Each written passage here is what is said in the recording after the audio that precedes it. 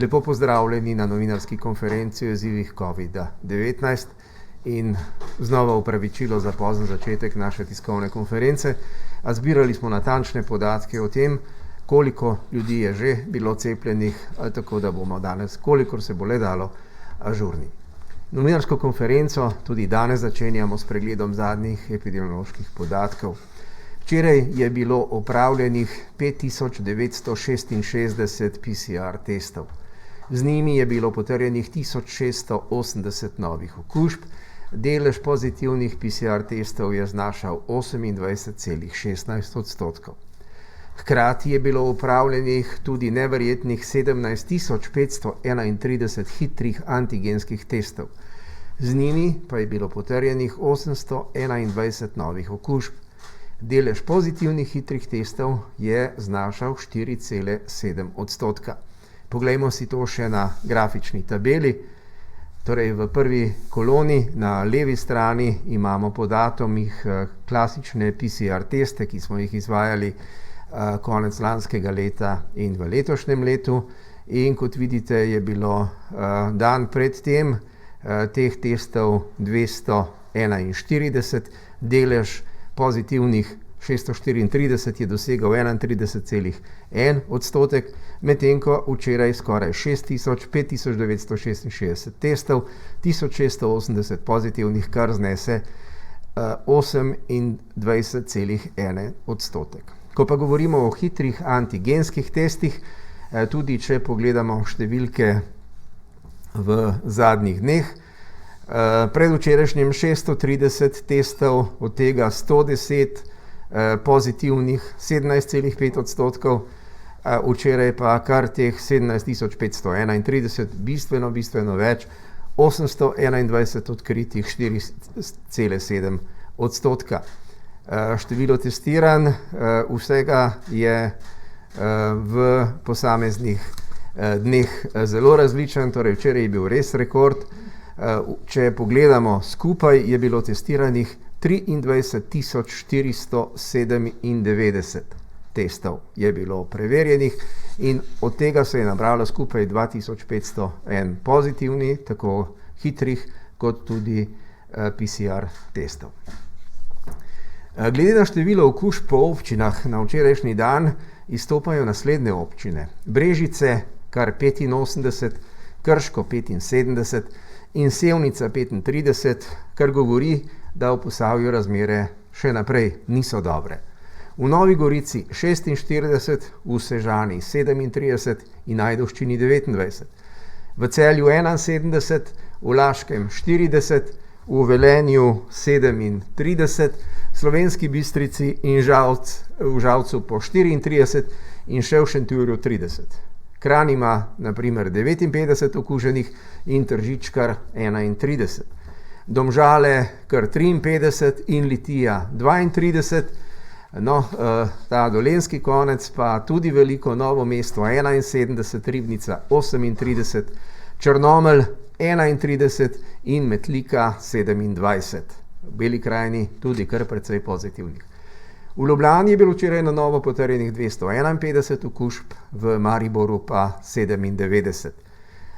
Poglejmo si še incidenco, dva grafa imamo pred seboj. 14-dnevna potrjena incidenca, vidite, da je v Sloveniji povprečna incidenca 972 okuženih na 100 tisoč prebivalcev.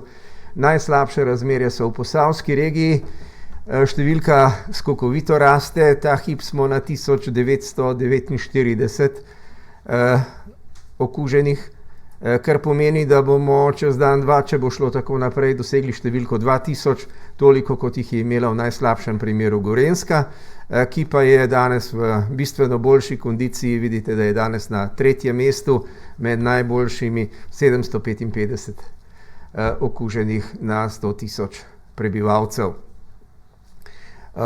Medtem pa je na tem drugem grafu, ko govorimo o 7-dnevni incidenci, jasno vidno, da Posavska regija tudi zdaj še naprej odstopa v negativnem smislu, da pa imamo pod oziroma nad slovenskim povprečjem, ki je za zadnji teden 520 v tem trenutku skupaj 6 regij, ki so vendarle v nekoliko boljši situaciji.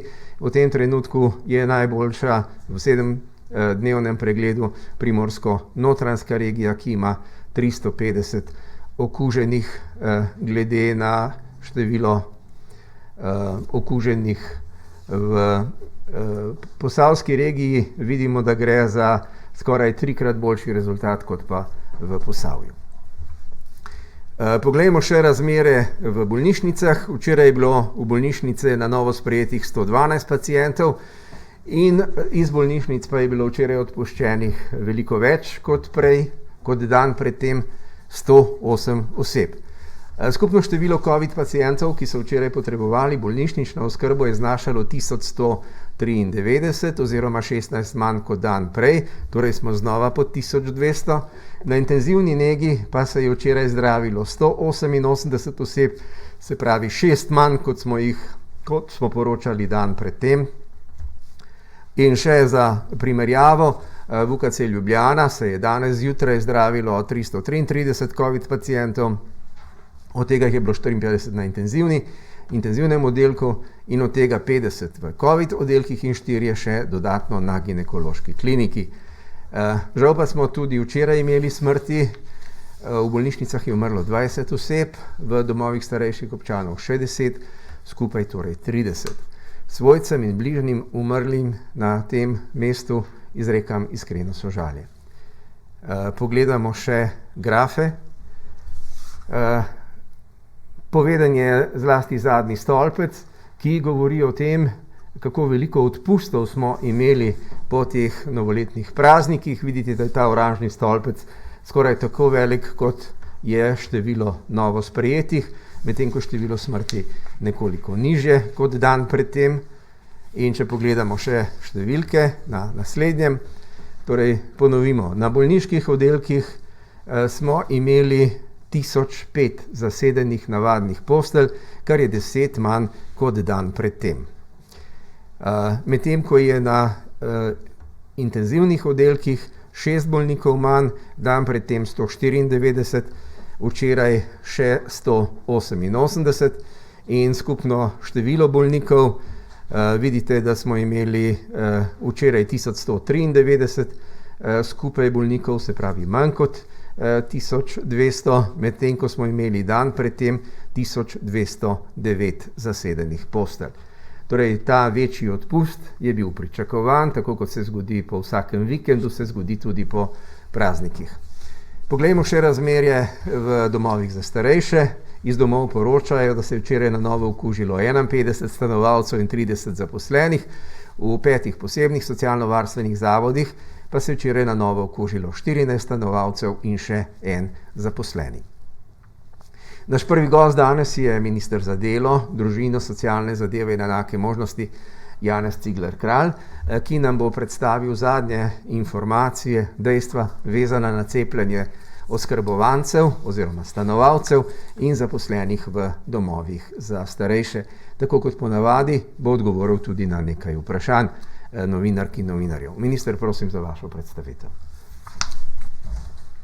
Hvala lepa, spoštovani gospod Kacin, spoštovani, dober dan želim, srečno, predvsem zdravo in bolj mirno novo leto 2021 vsem. Naj postrežem z nekaj najbolj svežimi podatki glede poteka cepljenja v domovih za starejše in ostalih socialno-varstvenih zavodih. In sicer cepljenje poteka skladno z načrtom Nacionalnega inštituta za javno zdravje in Ministrstva za zdravje. Izvedena sta bila 2 sklopa cepljenj v domovih za starejše in varstveno-delovnih centrih ter centrih za usposabljanje. Tisti stanovalci in zaposleni, ki niso bili cepljeni, ker so bili morda v času cepljenja okuženi ali so prebolevali COVID-19, bodo seveda cepljeni ob naslednjih sklopih cepljenj. Morda bo zanimiv podatek Ministrstva za zdravje, da je bilo do sedaj v socialno-varstvenih zavodih cepljenih proti virusu SARS-CoV-2, torej s prvo pošiljko 1848 zaposlenih in 8116 uporabnikov. Danes in jutri bodo naši izvajalci socialno-varstvenih storitev, torej zavodi, prejeli še 2199 odmerkov cepiva. To bo za prvi odmerek pri stanovalcih in zaposlenih, ki so izkazali interes za cepljenje, in še 701 odmerek cepiva za varstveno delovne centre, in sicer za institucionalno varstvo v teh centrih. Morda še poveden podatek o številu stanovalcev in zaposlenih, ki so že okuženi oziroma že preboleli COVID-19. Stanovalcev v domovih je prebolelo 10.036 in zaposlenih 3.789. Normalno poteka tudi testiranje zaposlenih. Vsi smo že pred časom ugotovili, da je najtežje zajeziti okužbe, če so nosilci okužbe asimptomatski, kljub temu, da se izvajajo vsi zaščitni ukrepi. Zato je pomembno, da se že nekaj časa izvajajo redna testiranja s hitrimi testi, ki so sedaj ustaljena praksa. Morda še izpostavljam dodatno informacijo, da smo v četrtek 31.12. sprejeli na vladi tudi uredbo, s katero se širi krog izvajalcev socialno-varstvenih storitev, pri katerih se bo izvajalo hitro testiranje, in sicer še na zelo pomembne izvajalce pomoči na domu, centre za socialno delo in izvajalce socialno-varstvenih programov. Domovi za starejše sprejemajo nove stanovalce skladno z navodili Ministrstva za zdravje.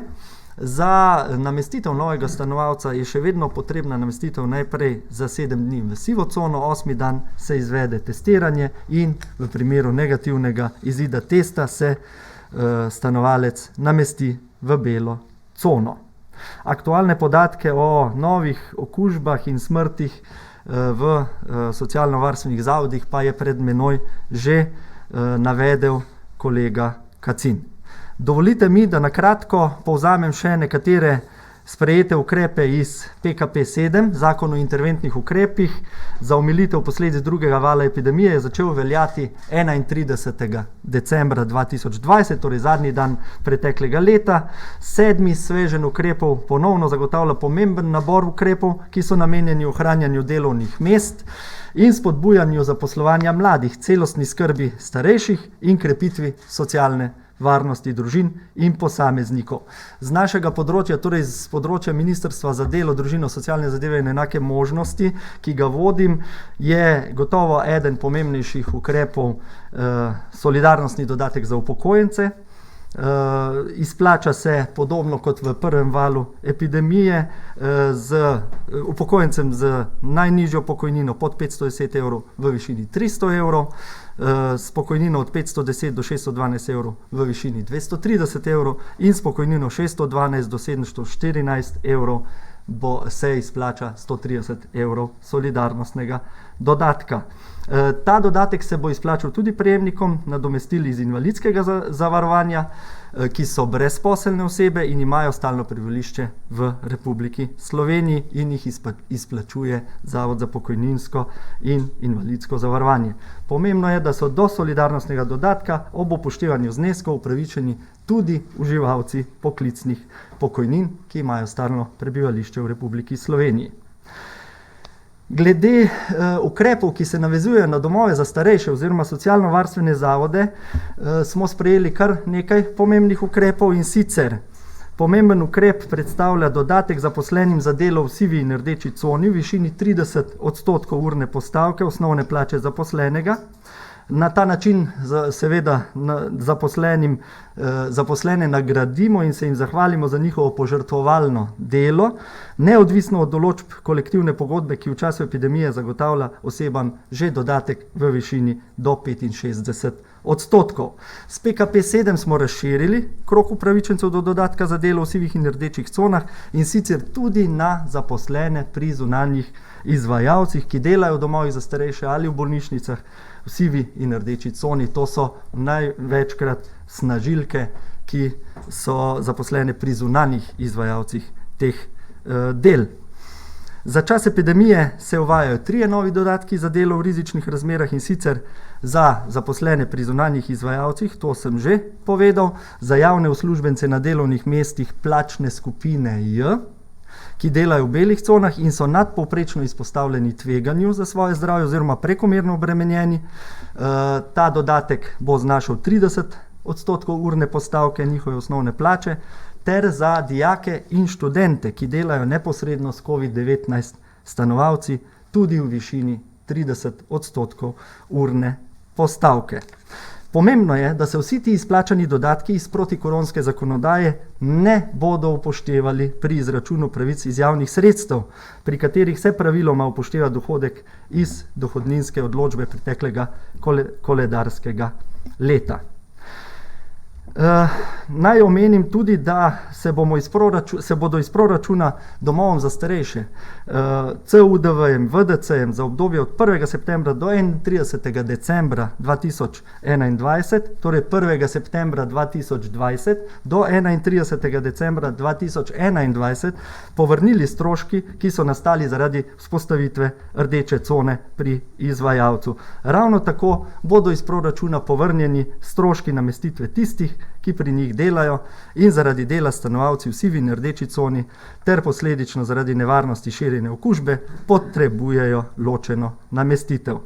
Ti stroški bodo povrnjeni za obdobje od razglasitve epidemije 19. oktobra 2020 do 31. decembra 2021. Ponovno preprečujemo, da bi vsi ti stroški, ki so velik izpad za socialno-varstvene zavode, bremenili stanovalce domov oziroma njihove svojce, ki jim je pravzaprav ta strošek velikokrat že veliko finančno breme za družinske proračune.